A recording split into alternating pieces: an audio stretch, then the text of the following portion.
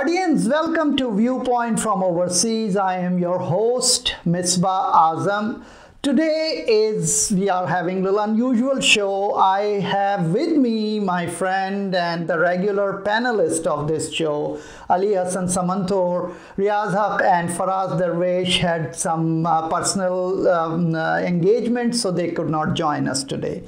Ladies and gentlemen, we are going to discuss some international issues, some internal US issues, and a little bit we will talk about Pakistan's current situation and the way over there the media is under some sort of partial ban that there was some verdict came from the High Court, and basically later on they pulled back and they say that this was not correctly reported there, and so on and so forth. So first of all, we will talk about Trump and what is going on in that stage in the White House. Ali, what is going on? Where do we stand as for where White House is going in general? They are fighting among each other. They are fighting with the UN ambassador, and we don't know what is going on with Russia, what is going on. What is your take on that, Ali Cemendtaur? So what I see happening, Misbah, is that, there is some obviously some tussle between the core elements of the White House and other people who are not part of that core element. But I think that such tussle exists in other presidencies. It existed in other presidencies too. What I see happening to some extent is that media is having a blast highlighting such things. And I think that media has an agenda in this. The media wants to malign the Trump White House because the mainstream media, we're talking about the mainstream media, not Fox. So it believes that the elections were stolen by Trump, and somehow this animosity has continued. But whatever media is highlighting is, of course, it is really happening. And we just saw in the case of Nikki Haley how she Nikki said that the Russian sanctions on Russia are coming up soon. And then she found out, and others found out, that the White House was having second thoughts about this.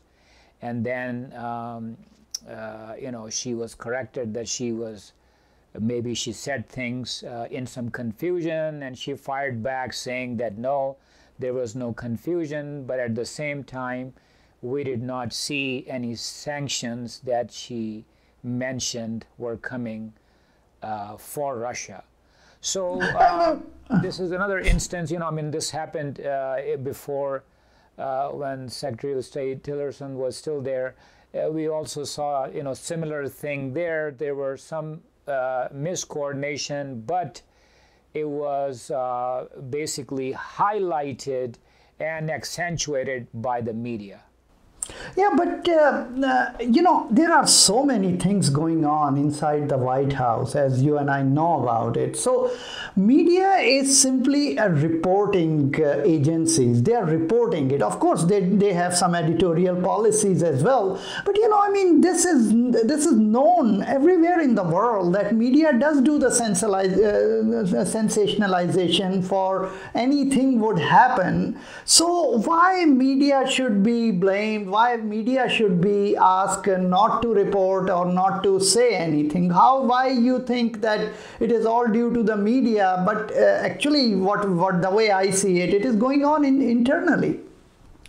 No, to a large extent, you are right, Misbah, but you must understand that there's always a news and there is always a spin. And it depends on how you want to spin the news.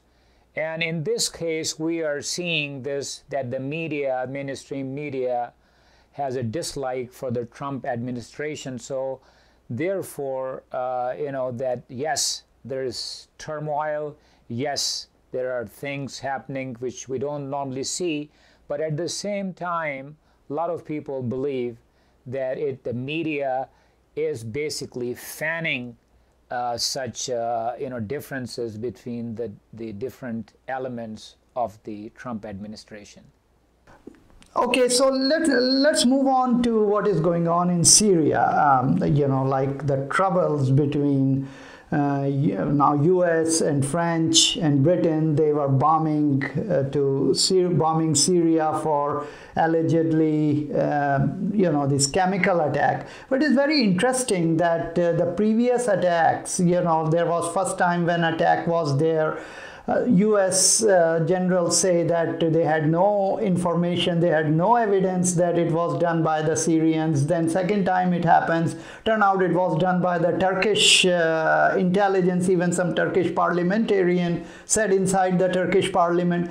So how you see that this time this is happening? Is it that bombing campaign is another gimmick, political gimmick for President Trump to come out, what you say, media is against him and all that, so that to keep the, divert the attention? That's how you see it? Well, I mean, here, there was speculation that there was some connection between the Trump administration and Russia.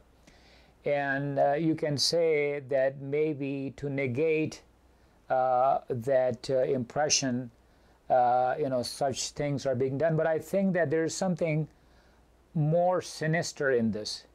And sinister from which side? Sinister as far as the U.S. is concerned.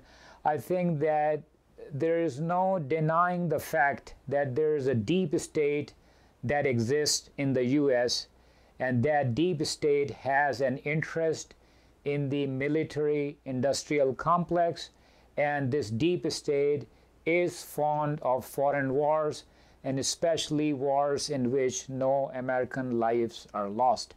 And hence we see this, and we see drone attacks, different parts of the world, and we are going to see more of it, because after all, these big defense contractors are employing, people who are, lobbyists and other people who come, have been part of the government before. So this is probably something that was like a push from that lobby to take part in this campaign. And before that, we have heard that U.S. has an interest in somehow getting rid of Bashar al-Assad. So that goal is there, that he should not, remain in power. And with Russia there was always a chance that something would, that it would escalate. So I think they are testing some very tough waters and trying to see if they can be below a threshold where there is no escalation, but at the same time, the U.S. military industrial complex is pleased, the war machine is pleased, and no American lives are lost, and still arms are used. So how you see that since the U.S., Britain and France, they are engaged too much in Syria, let us move to India-Pakistan situation and Afghanistan situation. Like whenever we talk India-Pakistan, Afghanistan is one of the main issues in that area. How you see that, how much emphasis you see U.S. administration would be on Afghanistan and India-Pakistan type with that turmoil over there? Because, a lot of people thought that Mr. Bolton is very fond of Iran and Russia instead of worrying about too much about India, Pakistan and Afghanistan. Do you see how you see things are coming up in coming days? Yeah, it's a very difficult situation for the U.S., Misbah, because the U.S. really wants to come out of Afghanistan, and wants to come out of Afghanistan seeing a peaceful anti-Taliban Afghanistan, and that is not a possibility in the near future. So basically, I mean, and if it's hastily done, with withdrawal forces from Afghanistan, that is not going to look too good. So it's a very difficult situation, and that's why we see this blame game. They're trying to find scapegoats, and obviously one scapegoat is Pakistan. And to some extent, maybe there could be some truth about the elements that are making trouble in Afghanistan having safe haven in Pakistan. But at the same time, there's so much that the U.S. could do, but it was basically not done, and we see the results now, where there's a real fear that as soon as the U.S. support of the democratic government in Afghanistan is removed, the whole thing would just, basically fall. The whole thing will just come down to pieces. Yeah, but you say that U.S. wants to come out, but George Friedman, his book, he claims that probably we are there to stay. We want to be there. We want to create certain kind of power there, so that we can keep eyes on China and other countries over there. How you comment on that? No, I don't think, Misbah, that in this day and age you really need to have physically your troops somewhere to have the kind of intelligence about what is China doing and other countries are doing. But the U.S. wants to appear tough and wants to prove to the Afghan people and the rest of the world that if it is committed to something, it is going to stick for the long haul. And what is happening, the interesting thing is happening, is that how the U.S. forces are playing it out in Afghanistan. Now you don't see any U.S. casualties in Afghanistan. And if you don't have any casualties, then the only thing that is happening is just the expense of keeping the forces there. There's no pressure from the U.S. populace about bringing the troops back. So in this case, this can continue on to have some kind of force there, so that the Taliban do not come back into power, but at the same time try to work out things for the longer future. Okay, so the thing is that world is in turmoil because of all these kind of issues going on in Syria and all. In Pakistan, the elections are coming closer, but still there is the way things moving there, that this partial ban on media, actually a lot of media channels say that, well, we are doing the pre-censorship and things like that, but you can see it very easily. The Geo, the biggest channel, it is closed, partially closed of course, but in very large area in the country.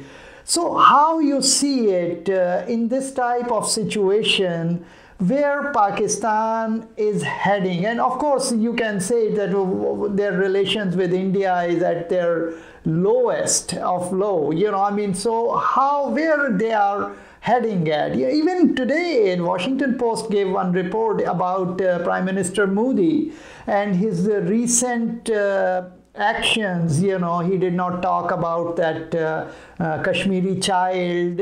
He did not say anything about it, and then after that, now these Washington Post say that he is getting very weak. So where we are heading at? Let's start from Pakistan.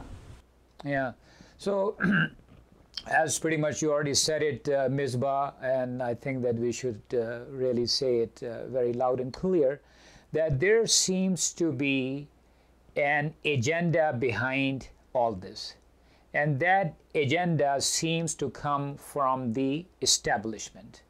And the establishment in this case is, in past we used to talk about top bureaucrats, and military, but at this time it is the court and the military. Judiciary.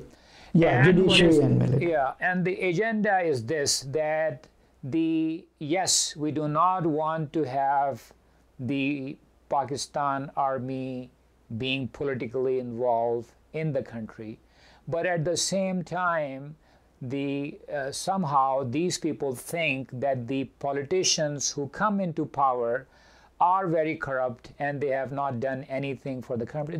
I'm talking about their point of view. So the idea is that somehow these old political forces, although when you talk about Nawaz Sharif, he came with the help of the military, but then he became his own man, and he became a separate thing and a popular leader. So what they are seeing it as that these faces should not come back into power. There should be something new, and hoping that new force will not be corrupt and would be able to run the affairs of the country in a much better way than how we have seen in the democratic governments before.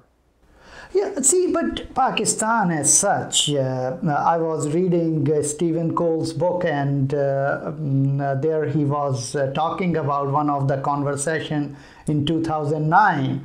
Anne Patterson, she was an ambassador to Islamabad, and she said in a meeting with the Secretary of State, then Secretary of State, Miss Hillary Clinton, she said, let us not fool ourselves by assuming that Pakistan has a democracy.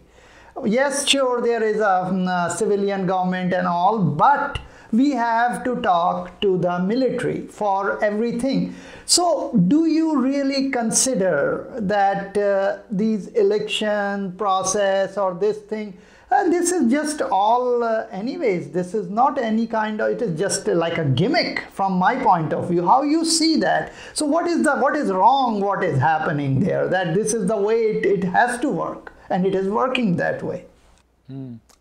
Yeah, you can say that it is not very far from what we see in Burma, but it's slightly a different way. I mean, initially, after this long, regime of Pervez Musharraf, it looked like finally the top military brains decided that yes, it is not, in the long run, it is not a good idea to have army directly interfering in the political process.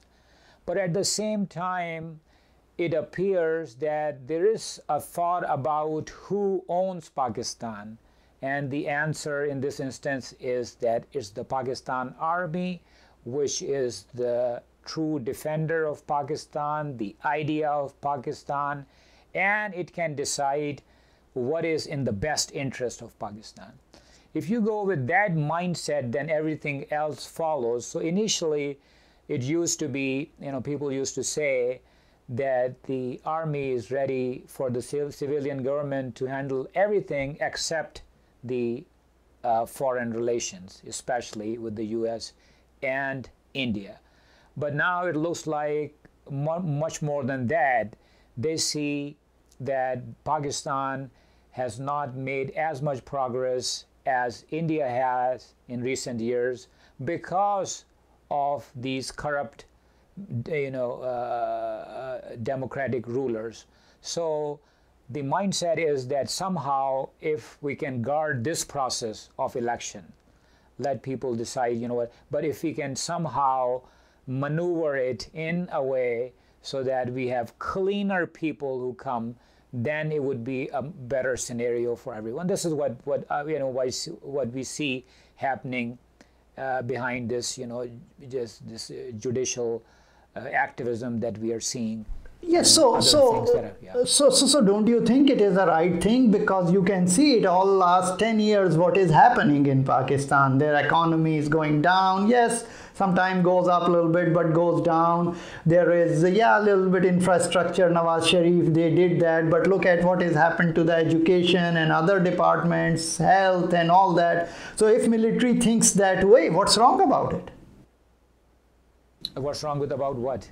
What is wrong about to engineer the system once again, like they do before? Because they claim that during the time of General Musharraf, economy was good, everything was working very well. And Ayub Khan was the first person who really brought the, after 50s, democracy, quote unquote, where politicians were fighting with each other. When Ayub Khan came, suddenly all these, Pakistan turned to an Asian tiger and all that. And so what is the problem if military wants to create a new political system there and impose it on Pakistan? Because the critics, the supporters, they say that, look at it, South Korea and all these countries in Far East, they were all dictatorships and they grow so much. Look at Malaysia.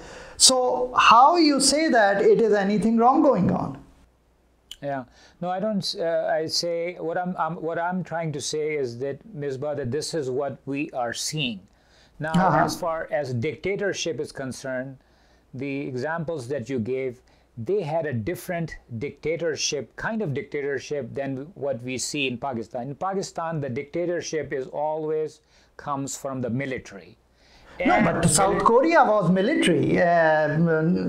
Singapore was military. Singapore was not military, I mean, they had backing off, in these instances. But here, in Pakistan, what happens? I mean, in other instances, South Korea, you mentioned, the population is more homogeneous, so there's not, a big issue if there's a dictator, although I think that a lot of people would have problems with any kind of dictator. But in case of Pakistan, which is made up of many nationalities, and especially when you have this kind of dictatorship in which obviously the military guy is ruling it, and even when it is not somebody, like Pervez Musharraf was not a Punjabi, but still, it is seen as a Punjabi military, unfortunately. And that grows resentment among other nationalities of Pakistan. So that's why that old formula, probably the journals have decided that is not going to work.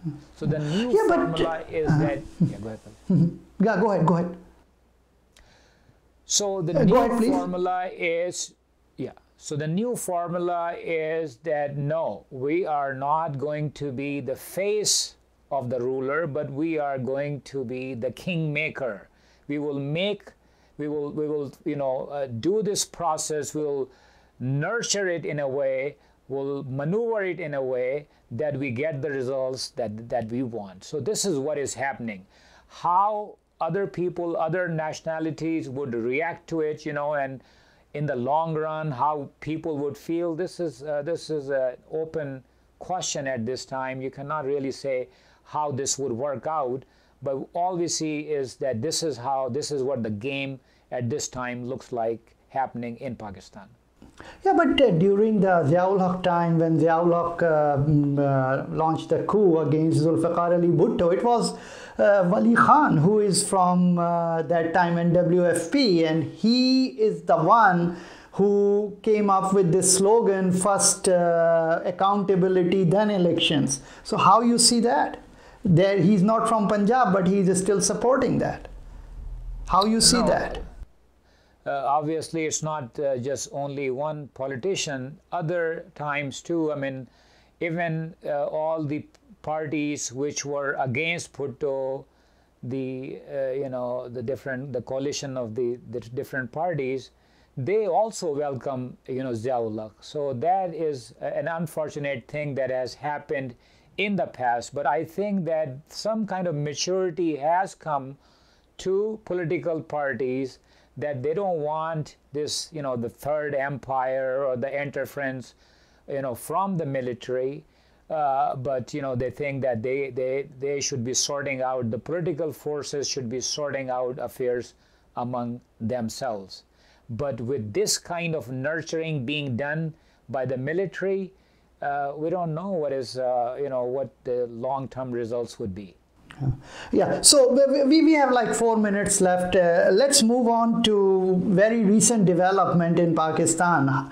When Mr. Imran Khan, he kicked out 20 MPAs from his party. How you see that? Well, I mean, it is a bad reflection on that party, which, you know, a lot of time is touted as the clean party, that it is not the regular Pakistan political party in which everybody is there to make money.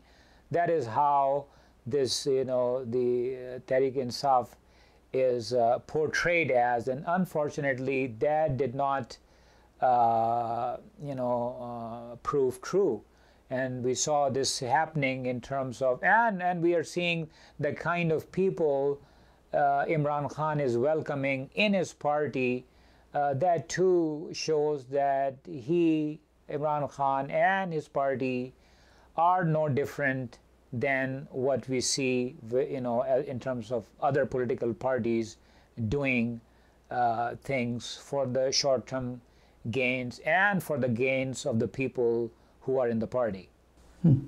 Yeah, but if you see the general attitude of media, there is a big praise going on social media. Wow, it started first. And I'm not talking about people, ordinary people. I'm talking about real opinion makers, the big voices in the media like Mazhar Abbas and Naseem Zahra and, you know, in Pakistani media. How do you see that? Why they praise that then if it has so many issues? Why did they do what, Misbah? Because they are supporting it. They are saying it's a starting of some kind of new era in the political system where corrupts were thrown out the way Imran Khan did. So what is happening to some extent is that somehow this has been hammered in the minds of the Pakistani people, that in the last, how many years? About right now 14 years, or even before that, before Pervez Musharraf, the democratic governments, we have seen this thing between either PPP or PMLN. And now the thought is, the idea is that they have been tested again and again, and they have failed in their governance. I mean, and nobody is questioning how they have failed, but they have failed, and now therefore there's a need for a completely different face, different party to come and be in charge. And therefore this welcoming attitude, this supportive attitude towards PTI, I think that is what is happening, you know.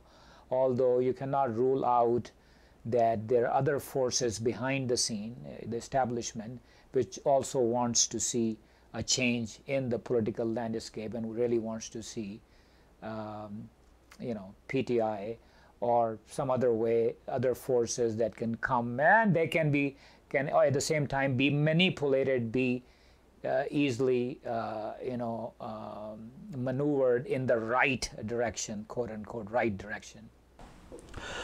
So, thank you very much, Cemendtaur. So, ladies and gentlemen, this was our show for today. Please keep watching Viewpoint from overseas. This is your host, Misbah Azam, with Ali Hasan Cemendtaur. Thank you and good day.